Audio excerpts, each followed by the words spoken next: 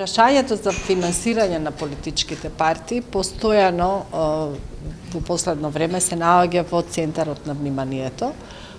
Не толку од аспектот дали е уредено како се финансираат политичките партии, затоа што во тој дел имаме добро законодавство, повеќе од аспектот како се контролира финансирањето на политичките партии.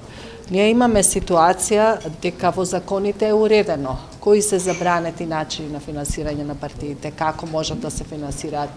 За редовното работење се финансираат и од буџетот, и тука имаме надлежности на Државниот завод за ревизија да следи финансирање на политичките партии, исто така и на изборните кампањи.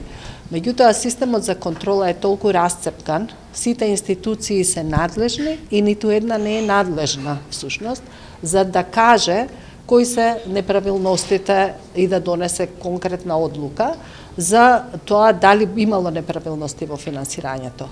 Од друга страна, имаме силни одредби во Кривичниот законник, кои што пак не се функционални, затоа што јавното обвинителство досега ефективно не постапило по ниту една од кривичните пријави што ги имаме поднесено и ние и другите институции. Значи, она за што ќе разговараме денеска е како дополнително да се уреди финансирањето на политичките партии и изборните кампањи, но повеќе од аспект да тоа финансирање биде со интегритет, да биде транспарентно, да биде отчетно, да се знае кој кого финансира и како, и да има контрола над оние донации и финансирања за кои што остануваат неодговорени прашањата од каде доаѓаат парите. Значи, многу повеќе светлина и транспарентност и одговорност во финансирањето на политиката, затоа што всушност тука влегува корупцијата воопшто во системот цел. Влегувајќи во политиката, влегува во сите институции. Тоа е една од темите за која што се залагаат дел од политичките субјекти во Република Македонија. Меѓутоа, се уште траат разговорите дали е тоа добар модел.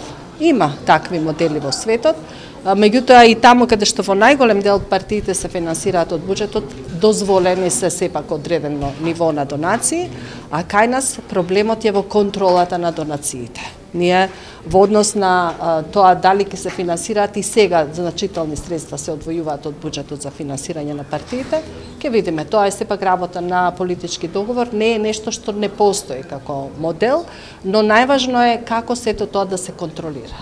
Кои се најчестите форми на донации кои што по тоа се злоупотребуваат, да речеме во таа впрега после изборите, ви дадовме пари па сега ви нас позицијата?